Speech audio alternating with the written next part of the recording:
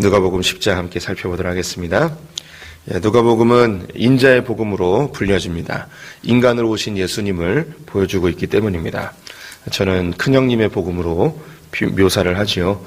초태생의 제물로 오신 예수님께서 십자가에서 죽으심으로 그 이후에 하나님께 나아가는 모든 백성들이 하나님의 자녀가 되어지는, 하나님이 큰형님 되고 우리가 동생들 되어지는 그 통로가 열려졌습니다. 그래서 인자의 복음, 큰형님 복음이라고 이렇게 묘사를 하는 것이죠.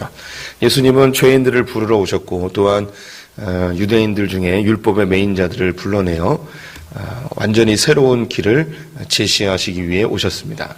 그래서 예수님의 복음은 반율법주의도 아니고 율법주의도 아닌, 율법이 폐기된 것이 아니고 또 율법에 매이는 것도 아닌, 그리고 이 세상에 있는 죄인들 뿐만 아니라 지금 교회를 열심히 다니고 예수를 잘 믿는다고 생각하는 우리들에게도 이 복음, 순전한 복음은 절대적으로 필요한 것입니다. 그래서 우리는 교회를 다니며 예수를 믿는다 하지만 자칫 잘못하면 우리는 종교화 되어져서 율법에 매이는 삶을 살아갈 수 있습니다. 복음은 우리에게 참된 자유를 줍니다. 죄에서 자유를 얻게 하고 또 우리의 행위와 율법으로부터 자유를 얻게 하는, 우리에게는 완전히 새로운 길입니다. 우리가 익숙해져 버린 이 신앙생활에서 우리 성도님들은 이 복음으로 늘 다시 우리를 깨워야 하고 복음 앞으로 늘 나아가야 할 것입니다. 그래서 예수님께서는 12명의 제자들을 통해서 복음을 갈릴리 지역에 전파하시며 새로운 믿음의 공동체, 교회 공동체를 시작하십니다. 이 믿음의 공동체의 뿌리에는 주는 그리스도시요라는 이 믿음의 고백이 있습니다. 이 믿음의 고백을 하는 사람들이 하나님의 교회가 되고 이 교회를 통해서 이 땅 가운데 완전히 새로운 복음의 길을 제시하게 되시죠. 이 교회의 정체성은 자기를 부인하고 자기 십자가를 지고 예수를 좇는 자들입니다. 그래서 이 땅에서 우리 마음대로 살고자 했던 것들, 또 종교적 행위와 나의 의로움을 자랑하였던 이 모든 것들, 이것을 내가 부인하고 예수님이 걸어가셨던 완전히 새로운 길, 그 길로 쫓아가는 자들이 바로 교회 공동체이지요. 이 교회 공동체는 천국을 맛보게 되어 있습니다. 변화산에서 예수님이 빛의 형상으로 변화된 모습이 교회 공동체가 경험하게 될 이 땅에서 누리는 하나님 나라입니다. 완벽하진 않지만 천국이 살짝 들치워져 그 천국에서 뿜어져 나오는 그 영광의 빛을 우리가 잠시 맛볼 수 있는 곳이 바로 이 교회 공동체죠. 하나님은 이 교회 공동체를 통해서 하나님의 영광의 빛이 나가게 되어 있습니다. 완벽하지 않지만 우리가 경험한 그 하나님 나라의 영광의 빛이 우리를 통해서 다시 또 흘러가게 되는 것이죠. 그래서 우리를 세상의 빛이다, 빛의 자녀다라고 이야기하시는 것입니다. 그래서 우리 성도님들이 예배를 통해서 그 하나님 나라의 영광의 빛을 경험할 때도 있고, 성도 간의 친밀한 교제 속에서 세상에서 누리지 못하는 그런 하나님의 나라를 경험하기도 합니다. 또 말씀을 통해서 개인적인 묵상과 기도를 통해서 하나님의 나라를 맛보게 되어지죠. 이 하나님의 나라가 이제 시작이 되어지는데, 그러자 이제 예수님께서는 자기 십자가를 지기 위해 예루살렘을 향해 가십니다. 이제 10장부터 이제 본격적으로 예루살렘을 향해 가게 되는데요. 안타깝게도 예수님은 십자가를 지러 가지만 제자들은 예수님을 쫓아가면서 이 땅에서 부귀 영화를 누리고자 하는 마음으로 쫓아가게 됩니다. 결국 예수님의 십자가 밑에서 제자들은 완전히 자기가 해체되어지는 경험을 하게 되고 예수님의 부활 이후에 진정한 십자가의 의미를 깨닫게 되어지죠. 이제 10장으로 들어가 보면 예수님이 예루살렘으로 향하여 나가면서 70명의 제자들을 예수님이 가는 그 길에 앞서서 먼저 파송을 하십니다. 1절 말씀을 제가 다시 읽어보겠습니다. 그 후에 주께서 따로 70인을 세우사 친히 가시려는 각 동네와 각 지역으로 둘씩 앞서 보내시며, 예수님이 이제 예루살렘으로 향해 가십니다. 그 가는 여정 속에 각각의 동네들을 방문하게 되는데 70명의 제자들을 먼저 파송하여서 그 동네에 가서 예수님이 오시는 길을 예비하게 합니다. 마치 세례 요한이 예수님의 길을 예비했던 것처럼 이 70명의 제자들을 통해서 그 길을 예비하게 되어집니다. 먼저 앞서서 12명의 제자들을 파송하셨습니다. 그래서 이 갈릴리 지역에 예수님의 복음의 말씀을 하나님 나라를 전파하게 되죠. 그래서 귀신이 쫓겨나고 질병이 떠나가는 일들이 이미 한번 있었습니다. 그런데 이제 이 70명은 그 의미가 더 확대되는 것입니다. 예수님이 이제 갈릴리 지역을 벗어나면서 복음이 더 확장되는 것이죠. 12명은 이스라엘 12지파가 금방 떠오르게 되죠. 70명 그러면 이제 구약에서 70명의 장로들이 또 자연스럽게 떠오르게 될 것입니다. 성경에 나와 있지 않지만 유대인들의 정서로는 70은 전 세계를, 온 세상을 의미합니다. 그래서 유대인들은 전 세계 70개의 민족과 70개의 언어가 있었다고 생각을 했습니다. 그래서 이 70이라는 숫자는 유대인들에게는 아주 쉽게 전 세계, 전 열방을 의미하는 숫자로 받아들여지게 됩니다. 그래서 예수님이 70명의 제자들을 굳이 선정하여 보내신 것은 분명한 메시지가 있을 것입니다. 그것은 바로 이제 열방의 온 세계에 하나님의 복음이 전파되는 것을 보여주고 있는 것이죠. 12명의 제자를 파송할 때와 동일하게 조금 더 확장되어서 전도자들이 갖춰야 될 자세에 대해서 설명을 해주고 있습니다. 그들은 자기의 능력으로 복음을 전할 수 없음을 먼저 인정해야 됩니다. 2절과 3절을 제가 읽어보겠습니다. 이르시되 추수할 것은 많되 일꾼이 적으니 그러므로 추수하는 주인에게 청하여 추수할 일꾼을 보내주소서 하라. 갈지어다 내가 너희를 보냄이 어린 양을 이리 가운데로 보낸과 같도다. 추수할 것이 많으니 추수할 일꾼을 보내달라고 하나님께 간구하라고 합니다. 추수하는 주인이죠. 여기서 이 추수한 일꾼이 누구냐라는 것에 대해서 지금까지 우리는 우리 자신이 추수할 일꾼으로 이해되는 경우가 많이 있었습니다. 네, 우리가 이제 복음을 전하기 때문에 추수하는 일꾼이라고 묘사해도 나쁘진 않을 것입니다. 혹은 추수한 일꾼을 보내주소서라는 이런 기도가 전도할 일꾼들, 전도할 사람들을 많이 보내달라는 그런 의미로 충분히 우리에게 적용할 수 있습니다. 하지만 우리가 영혼을 추수하지는 않습니다. 사실 우리는 복음을 전할 뿐 영혼을 추수하는 자들은 우리는 아니죠. 우리가 그런 능력이 있다면 얼마나 좋겠습니까? 우리가 어떤 영혼을 주님께 구원받게끔 우리가 추수한다, 이런 의미는 우리에겐 좀 너무 확장되는 것 같습니다. 요한계시록을 보게 되면 마지막 때에 천사들을 보내서 대추수가 일어나는 장면이 있죠. 그래서 성경에 근거하면 추수할 일꾼은 하나님이 보내시는 성령님, 좀 더 확장하면 추수할 천사들, 이렇게 묘사하는 것이 더 나을 수도 있겠습니다. 그래서 이 본문에서 주님이 제자들에게 요구하는 것은 너희의 능력으로 추수할 수 없으니 하나님의 도우심을 구하라 라는 의미, 하나님의 도우심을 간구하는 의미가 여기 담겨 있습니다. 또 한 걸음 더 나아가서 그 뒷구절을 보면 너희를 보냄이 이리 가운데 보내는 것 같다라고 하시죠. 그래서 우리의 힘으로 전도할 수 없고 우리는 공격의 대상이 되어질 수 있습니다. 오히려 우리는 복음을 전하기 위해서 세상으로 나갔다가 세상에 의하여 우리가 오히려 전도되어지는, 우리가 세상에 오염되어지는, 세상에 의하여 정복되어지는 위치에 설 수도 있습니다.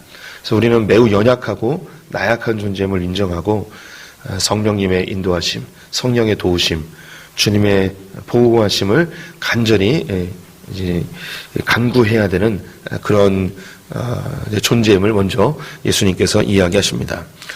우리 성도님들이 복음의 통로로 서시길 간절히 축원드립니다. 그런데 이 전도를 한 번이라도 해보신 분은 전도가 결코 쉽지 않음을 압니다. 또 전도로 인하여서 우리가 거절당할 것에 대한 두려움, 또 내가 사람들에게 어떻게 비춰질까에 대한 그런 여러 가지 생각들, 그리고 내가 전도하여도 사람들이 다 잘 이렇게 영접하지 않습니다. 그래서 성령의 도우심이 그 무엇보다도 중요합니다. 우리 성도님들 누군가에게 복음을 전해야겠다는 열망이 있으시다면 먼저 성령님께 간구하시고, 또한 혼자서 기도하지 마시고 전도의 대상자들이 있으면 주변에 있는 사람들에게 중보의 기도를 부탁하시기를 권면을 드립니다. 우리가 능력이 없어요. 주님이 도와주셔야 됩니다. 그 뒤에 나오는 것은 우리가 전도를 할 때에 그 어떤 것도 우리가 의지할 수 없음을 강조합니다. 전대나 배낭이나 신발을 가지고 가는데 그 외에 우리가 막 돈을 가져갈 수도 있는 게 아니고 먹을 것이나 어떠한 것도 할 수 없습니다. 오직 복음만이, 우리가 전하는 이 복음만이 사람들을 바꿀 수 있습니다. 전도에 미련한 것으로 하나님은 구원받을 자를 불러내십니다. 우리를 통로 삼아서 사용하시는 것이죠. 가서 이제 평안을 빌라 이야기하면서 복음을 받아들이지 아니하면 그곳에서 나오라 이야기합니다. 10절 말씀을 보시면 어느 동네에 들어가든지 너희를 영접하지 아니하거든 그 거리로 나와서 말하되 라고 되어 있습니다. 복음을 전할 때 받아들이지 않는 것에 대해서 너무 이상하게 여기지 마라. 예수님도 나사렛에서 거절당하고 가버나움으로 가셨죠. 또 이스라엘에서 거절당하고 열방으로 복음이 흩어지게 되었습니다. 우리에게는 전도할 영혼들은 너무나 많이 있습니다. 그래서 한 영혼이 받아들이지 않으면 다른 영혼에게 또 전달하면 되는 것이죠. 그래서 이 거절당하는 것에 대해서 너무 마음 두지 말고 너무 낙심하지 말라는 주님의 말씀이죠. 더불어서 이 복음을 듣지 아니하는 그 동네와 그 사람들에 대해서 하나님은 심판이 임할 것을 또한 이야기하고 있습니다. 이 고라신, 벳세다, 가버나움아 이런 이야기를 하시죠. 오히려 두로와 시돈이 더 심판을 견디기 쉬웠으리라, 회개하였을 것이다 라고 이야기합니다. 이것은 이 갈릴리와 이스라엘 지역에 하나님의 복음이 전파됐지만 그들이 받아들이지 않고 이 복음이 열방 가운데, 이방 가운데 흩어질 것에 대한 예고의 말씀이기도 합니다. 그래서 이 제자들이 이렇게 하나님, 예수님의 지도를 받고 복음을 전하기 위해 갔습니다. 그리고 다시 돌아오죠. 돌아왔는데 엄청난 큰 기쁨의 소식을 가지고 돌아옵니다. 17절, 18절 말씀 보시면 70인이 기뻐하며 돌아와 이르되 주여 주의 이름으로 귀신들도 우리에게 항복하더이다. 예수께서 이르시되 사탄이 하늘로부터 번개같이 떨어지는 것을 내가 보았노라. 내가 너희에게 뱀과 정갈을 밟으며 원수의 모든 능력을 제어할 권능을 주었으니 너희를 해칠 자가 결코 없으리라. 제자들이 돌아와서 보고하는데 주님 너무너무 기쁩니다. 너무 축하해 주십시오. 예수님의 이름으로 선포하더니 귀신들도 쫓겨나고 질병도 떠나가는 일이 벌어졌습니다. 나도 봤다. 천사들이, 사탄들이 번개같이 떨어지는 것을 내가 보았다 라고 하면서 이 제자들이 했던 일들에 대하여 예수님도 기뻐하며 좋아하십니다. 그런데 여기서 한마디 하죠. 20절, 오늘의 제일 중요한 말씀인데요.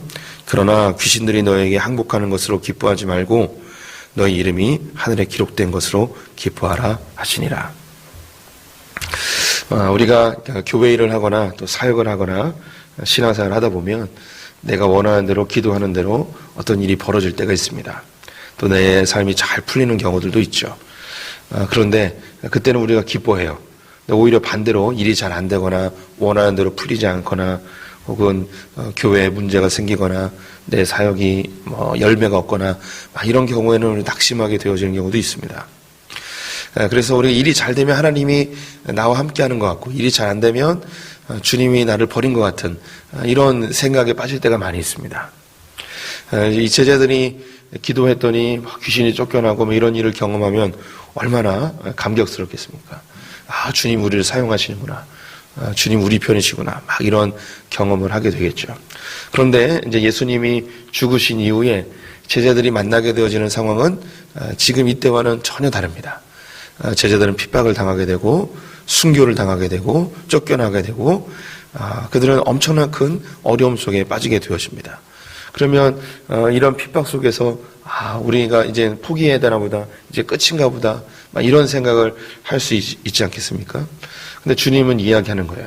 일이 잘 되고 잘 되지 아니함을 여기에 기준을 두지 말고 우리는 마땅히 복음의 통로로 마땅히 해야 될 일을 하게 되고, 우리가 정말 기뻐해야 될 것은 내 이름이 생명책에 기록된 것, 내가 주님께 구원받은 그 사실로 기뻐하기를 주님이 요구하고 있습니다. 우리 성도님들의 입장보다는 제가 더 이 본문은 더 강력하게 제게 다가옵니다. 목사이기 때문에 이 사역이나 교회 부흥이나 이런 눈에 보이는 것들로 목회자가 평가받기 너무나 쉽습니다. 교회가 잘 되고 성도가 늘어나고 막 이러면 내가 주님께 쓰임받는구나 라는 그런 기쁨에 취할 수도 있죠. 또 반대로 교회가 잘 안 되고 사역이 잘 안 되고 그러면 주님 나를 안 부르셨나? 내가 그냥 내 뜻대로 내 마음대로 그냥 사역한다고 한 건 아닌가? 그래서 막 굉장히 침륜에 빠져서 자기 부르심 그 자체가 흔들리는 사역자들도 많이 있습니다. 저 역시 그러했습니다. 그때마다 이 본문의 말씀을 늘 가슴에 새깁니다. 귀신이 쫓겨남으로 인해서 기뻐하는 것이 아니고 내 이름이 주님의 구원의 그 생명책에 기록된 것으로 기뻐하기를 다시 되뇌이고 또다시 되뇌이고 합니다. 일이 좀 잘 된다고 해서 결코 교만해지면 안 됩니다. 일이 좀 안 된다고 해서 또 낙심해도 안 되죠. 우린 늘 주님 안에서 기뻐하라 하신 그 명령을 쫓아 살아가야 합니다. 왜냐하면 우리의 이름이 그 생명책에 기록되었기 때문입니다. 하나님이 이 세상에 많은 영혼들이 있는데 그 가운데 나를 선택하여, 우리 성도님들을 선택하여 그 이름을 그 생명책에 기록해 주신 것. 이 땅은 잠시 나그네의 삶이고 일이 잘 될 수도 있고 잘 안 될 수도 있습니다. 근데 하나님께서는 우리에게 그 결과물이 아니라 착하고 충성된 종아 잘하였도다. 우리의 삶에 주의 말씀대로 살려고 했던 그 분투, 그 충성스러움, 이것으로 주님 우리를 칭찬하시죠. 우리 성도님들이 결과에 연연하지 마시고 내 삶에 나타나는 그 잘됨이나 성공에 연연하지 마시고 주님이 나를 구원하셨다는 그 사실에 감격해 하시며 그 구원의 기쁨으로 우리 성도님들이 충만함을 누렸으면 좋겠습니다. 우리가 이 하나님의 그 구원의 감격으로 산다는 것, 이게 얼마나 위대한 것인가. 그 뒤에 이제 예수님이 설명하시는데요. 21절 말씀 제가 보겠습니다. 그때 예수께서 성령으로 기뻐하시며 이르시되 천지 주제이신 아버지여, 이것을 지혜롭고 슬기 있는 자들에게 숨기시고 어린아이들에게는 나타내심을 감사나이다. 올소이다. 이렇게 된 것이 아버지의 뜻이니이다. 23절 24절입니다. 제자들을 돌아보시며 조용히 이르시되 너희가 보는 것을 보는 눈은 복이 있도다. 내가 너에게 말하노니 많은 선지자와 임금이 너희가 보는 바를 보고자 하였을 때 보지 못하였으며 너희가 듣는 바를 듣고자 하였을 때 듣지 못하였느니라. 누가복음은 특별히 복음의 역전성을 이야기한다고 말씀드렸습니다. 그래서 이런 생명책에 기록되어지는 구원의 기쁨, 또 하나님의 이 복음의 통로로 사용되는 것, 이것이 이 세상에 지혜롭고 슬기 있는 자들에게는 숨겨지고 오히려 우리와 같이 연약한 어린아이 같은 자들에게 하나님의 뜻이 이루어지게 되었습니다.